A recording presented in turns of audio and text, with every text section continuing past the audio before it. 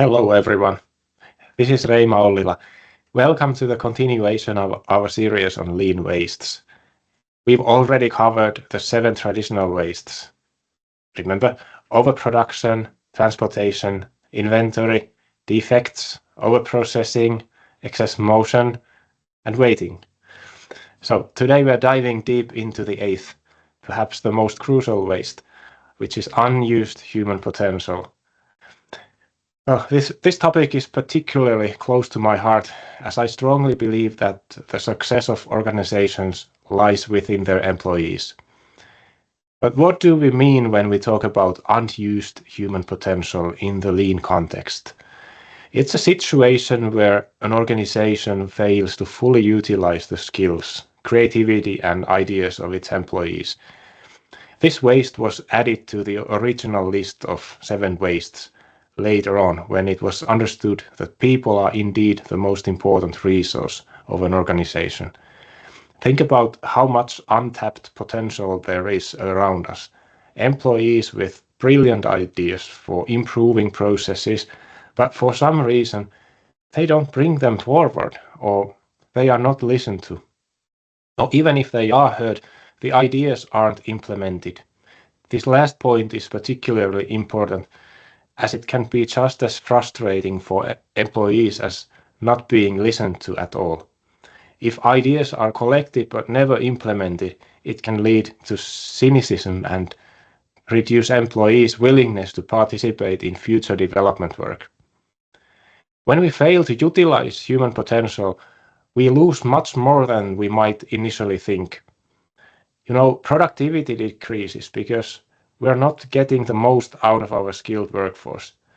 Innovations fail to materialize because the best ideas can come from unexpected sources if we only give them a chance. Moreover, employee engagement weakens.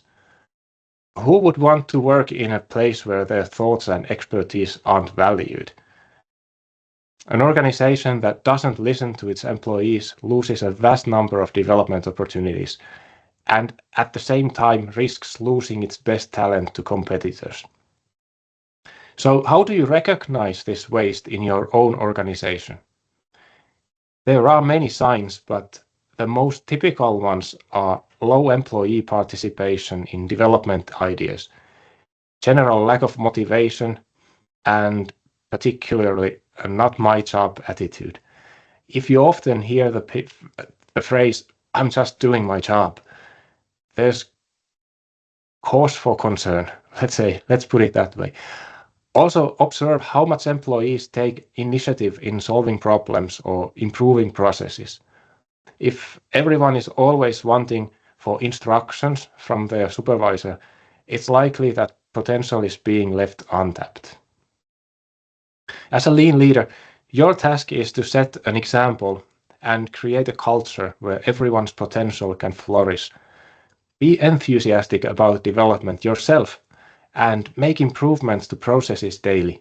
Show genuine interest in your subordinates' improvement activities. Ask, listen, and give recognition for good ideas. Teach and train lean principles, but remember that learning is a two-way street.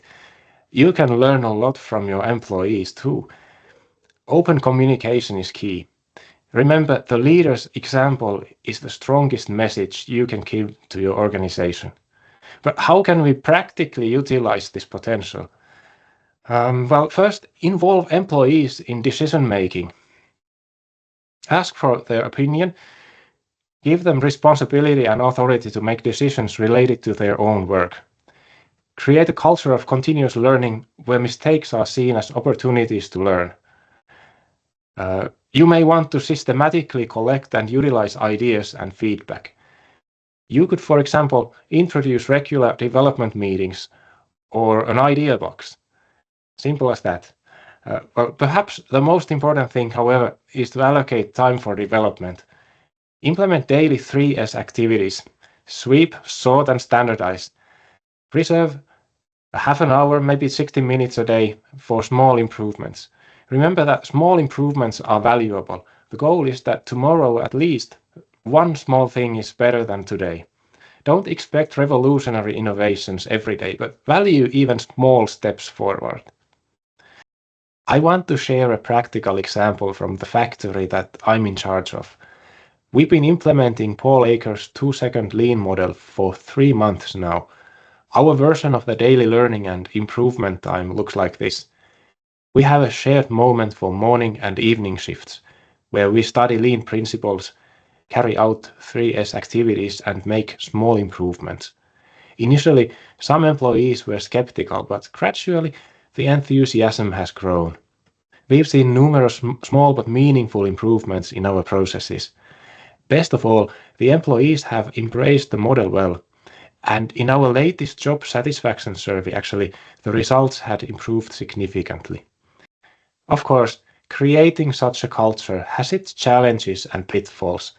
Barriers to utilizing potential can include a rigid hierarchical culture, resistance to change, or perceived lack of time.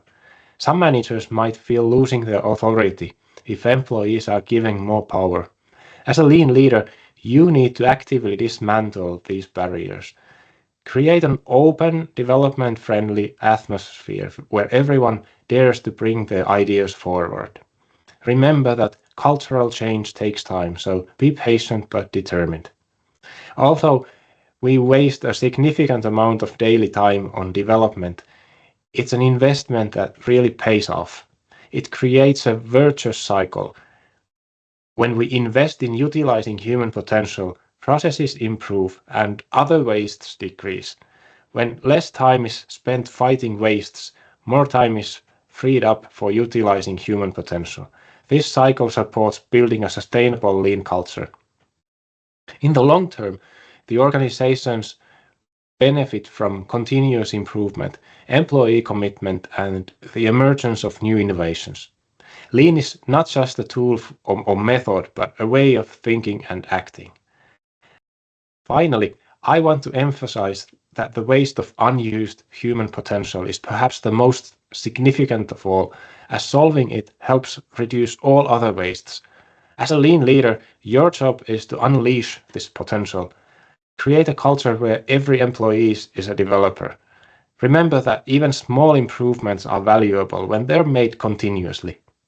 Now, I'd like to encourage you to reflect on your own organization.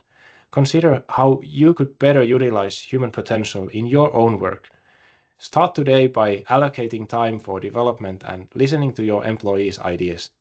Together, you can create a lean culture that will carry you far into the future. If you enjoyed this video, please remember to like it and subscribe to my channel. I would also be very interested in hearing about your experiences and observations on this topic. How is human potential utilized in your organization? Have you encountered challenges in this area, and how have you solved them?